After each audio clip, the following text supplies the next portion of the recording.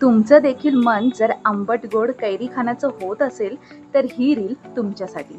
एका कटोरीमध्ये सगळ्यात आधी घ्यायचं आहे जिरेपूड, चटणी पावडर, मीठ, काळं मीठ आणि थोडी साखर. ह्या सर्वांना मिक्स करून घ्यायचं आहे. हा मसाला एका कैरीसाठी इनफ आहे.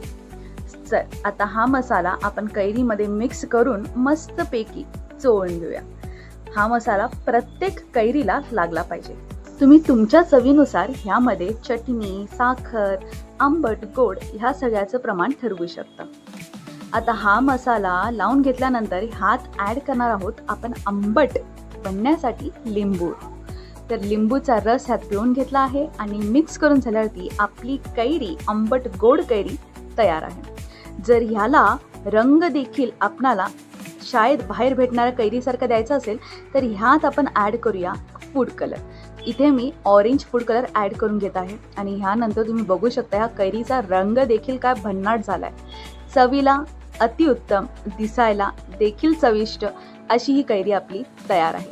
ह्या उन्हाळ्यात नक्की तुम्ही अशी कैरी बनवून ट्राय करा. खूप चविष्ट अशी ही कैरी लागते. धन्यवाद हा व्हिडिओ इथपर्यंत पाहिल्याबद्दल. जर व्हिडिओ आवडला असेल तर नक्की लाईक करा. चॅनलवर नवीन असाल तर आर्टिस्टिक लाईफ यूट्यूब चॅनलला नक्की सबस्क्राईब करा. Thank you so much. Bye bye.